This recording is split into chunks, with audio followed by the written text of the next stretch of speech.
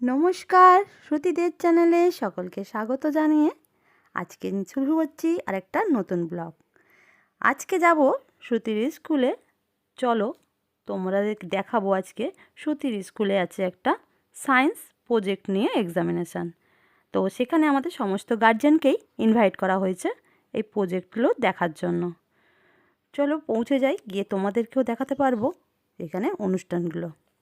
তোমরা দেখতে থাকো, আর আমি চলে যাচ্ছি একটা স্কুটি নিয়ে। তো স্কুটির চাবিটা হাতে নিয়ে নিয়েছি, এবার যাব স্কুটি নিয়ে বেরিয়ে পড়ব স্কুলের উদ্দেশ্যে। শ্রুতিকে প্রথমে পিক আপ করবো, শ্রুতিকে নিয়ে তারপরে সায়েন্স প্রজেক্ট রুমে ঢুকবো। চলো পৌঁছে গিয়ে তোমাদের সঙ্গে বাকিটা দেখাচ্ছি। পৌঁছে গেছি, আর দেখি শ্রুতির তো ছুটি হয়েই গেছে, শ্রুতিকেও বার করে নিলাম। আর শ্রুতি সামনে এসে গেছে, দেখো এই অডিটোরিয়ামটাতেই আর এখানেই সাজানো হয়েছে স্কুলের সমস্ত ক্লাসের স্টুডেন্টদের মিলেই এই সায়েন্স প্রজেক্টটা করেছে। এটা কিন্তু অনেকটাই কিছু বাচ্চাদেরকে শেখাবে, অনুপ্রাণিত করবে, তার জন্যই সমস্ত বাচ্চাদেরকেও এখানে ইনভাইট করা হয়েছে, সঙ্গে গার্জেনদের। ঢুকেই দেখলাম নানা রকমের হাতের কাজ, প্রত্যেকটাতেই সায়েন্স এফেক্ট রয়েছে। দেখো এখানে অনেক কিছুই তৈরি করা হয়েছে, সমস্তটা কিছুই কিন্তু স্টুডেন্টরা বোঝাচ্ছে, আর এই বাচ্চাদেরকেও কিন্তু দেখানো হচ্ছে যাতে ওরাও কিছু নিয়ে ইন্সপিরেশন পায়, ভবিষ্যতে ওরাও বড় হয়ে কিছু তৈরি করতে পারে। চলো ভেতরে যাওয়া যাক। আর এটা হচ্ছে দেখো প্রথমেই গেটের ওপর স্কুলের এটা লেখা আছে। দেখো বন্ধুরা, এটা আমাদের। চলো শ্রুতি, আমাদেরকে ভিতরে তো নিয়ে চলো তুমি। চলো বন্ধুরা ভেতরে দেখো, এটা হচ্ছে জমি, এটা হচ্ছে মাতা মুন্ডু লাইট হাউস। চলো আবার পরের টেবিলে নিয়ে চলো। এই দেখো শ্রুতি একটা করে কিন্তু বুঝিয়ে দিচ্ছে কি আছে, কেননা ওরা ওদেরকে ম্যাম এনেছিল, ম্যাম এনে ওদের প্রজেক্ট রুমে এখানে কিন্তু বুঝিয়ে দিয়ে গেছিলো, তাই ও আমাকেও বুঝিয়ে দিচ্ছে কোনটাতে কি আছে। এটা হচ্ছে ট্রাক লাইট হাউস। এটা হচ্ছে রাজ আছে, স্লিপ আছে, পার্ক আছে, রাস্তা আছে, রোড আছে, গাড়ি আছে, ঘর আছে, গাড়িগুলো এখন তুলে নেওয়া হচ্ছে। এটা হচ্ছে ট্রেন রাবার ট্রাক, এখান দিয়ে ট্রেন যেত, কিন্তু এটা এখন স্ট্রং পাওয়ার নেই, তারপর যেতে পারছে না, এরকম ঘুরতো। তারপরে হচ্ছে পাকা হাউস, এটা জানি না। তারপর এটা হচ্ছে আমাদের প্রজেক্ট, এটা দিয়ে এরকম লিখেছে, তারপর এটা বানিয়েছে হচ্ছে জলের কি জিনিস।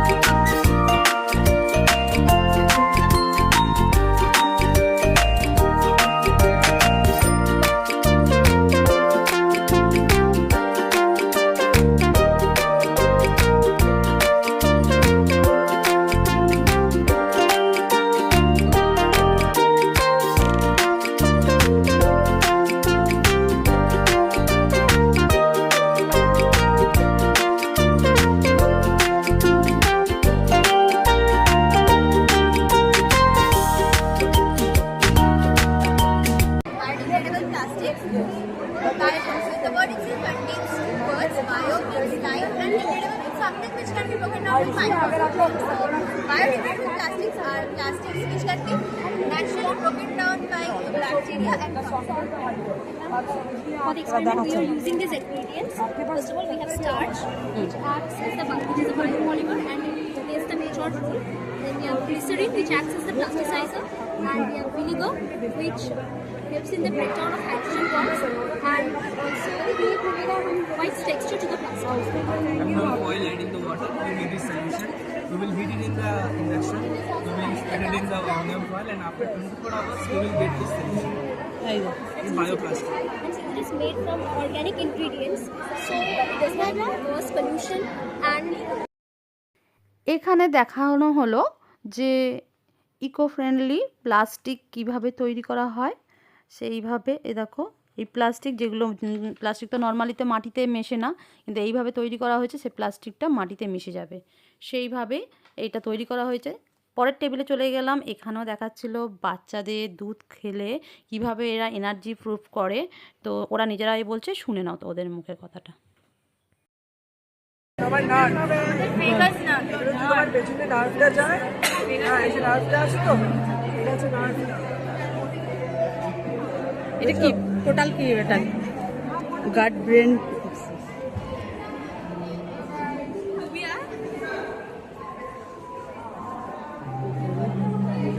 দুধের আরো দুধের মধ্যে এই ল্যাক্টোবাসিলাস থাকে, তো এটা কি করে সেরোটোনিন বলে একটা হ্যাপি হরমোন আছে, এটা রিলিজ করে, যেটা আমরা ব্রেনে গিয়ে এই যে ইলেকট্রন ইম্পালস দেখছিলাম এইটা আসে, এবং বাচ্চাদের খুব হ্যাপি থাকে, এনার্জিটা বের এনার্জিটা পায়। আবার যখন দেখা যায় বাচ্চারা খুব স্ট্রেসড হয়ে গেছে, তো এইখানে একটা কর্টিসল করে একটা হরমোন রিলিজ করে। আচ্ছা, এইটা আমাদের লাইক স্ট্রেসের জন্য আমাদের ব্লাড ব্যাকটেরিয়াতে কিছু খারাপ ব্যাকটেরিয়া যেগুলোকে ওরা অ্যাক্টিভেট করে, এনার্জি লুজ হয়। এনার্জি লুজ করে। আচ্ছা, ওটাই আমরা এখানে দেখিয়েছি। এইভাবে প্রত্যেকটা টেবিলেই কিন্তু আমাদের বোঝানো হচ্ছিল যে কিভাবে কি ওরা বানিয়েছে, আর টেবিলের শেষে কিন্তু একটা রিমার্কস টেবিল দেওয়া হচ্ছে। তো আমরা নিজেরা সই একটা সিগনেচার করে একটা রিমার্কস দিচ্ছি। তো চলো সমস্ত কিছু ঘুরিয়ে দেখিয়ে দিলাম। এই অডিটোরিয়াম, এই দেখো এই বড় অডিটোরিয়াম হলের মধ্যে এই সায়েন্সের এই প্রজেক্টটা তৈরি হয়েছে, সবাই করেছে। আর এটা হচ্ছে এই বছরের 2026-এর হচ্ছে এই প্রজেক্ট। তো কেমন লাগলো তোমাদের বাচ্চাদের স্টুডেন্টদের এই প্রজেক্টগুলো? ভালো লাগলে অবশ্যই লাইক করো ভিডিওটায়।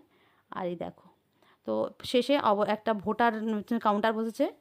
তো এখানে আমরা ভোট দিই, যে মানে কাকে ভালো লেগেছে সেটা ভোট দিয়ে যেতে হবে। আমি 1 দিয়েছি। তো ওকে একটু দিল। আর এইটা হচ্ছে স্টেজ, এই স্টেজে এটা যে সাজানো হবে, পরে অডিটোরিয়াম এসেছে যে ফার্স্ট সেকেন্ড ঘোষণা করা হবে। একটা টেবিল বাকি ছিল, এই টেবিলে দেখা হচ্ছে বৃষ্টির জলকে কিভাবে কাজে লাগানো হচ্ছে। শুনে নাও ওদের মুখে কথা। This water comes out from the factory.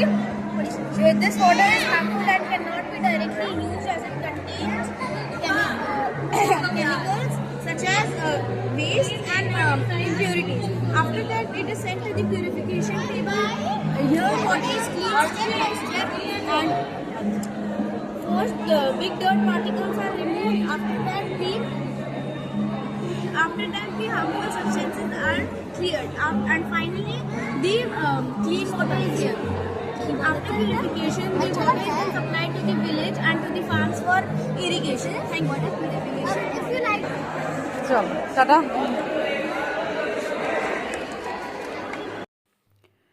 চলো সমস্ত কিছু দেখলাম, ভোট দিলাম, র্যাঙ্ক মার্কস সব দিলাম। দেওয়ার পর সবাইকে টাটা দিয়ে বেরিয়ে পড়লাম অডিটোরিয়াম হল থেকে। আমার খুব ভালো লেগেছে বাচ্চাদের এই চিন্তা ভাবনাগুলো। তোমাদেরও যদি ভালো লেগে থাকে অবশ্যই ভিডিওটা একটা লাইক করো, তাতে বাচ্চারা আরও পজিটিভ থিঙ্কিং হয়। তো এইভাবেই শ্রুতির স্কুলের এই প্রজেক্টের অনুষ্ঠানটা হয়ে গেল। তো আমার তো ভীষণই ভালো লেগেছে। এরকম অনুষ্ঠানের জন্য অনেক থ্যাংক ইউ স্কুলের টিচার্সদের। তো আজকের মতন এখানে ভিডিওটা শেষ করব। সবাই খুব ভালো থাকবে, আবারও দেখা হবে অন্য কোনো ভিডিও নিয়ে। Thank you so much for watching. Thank you.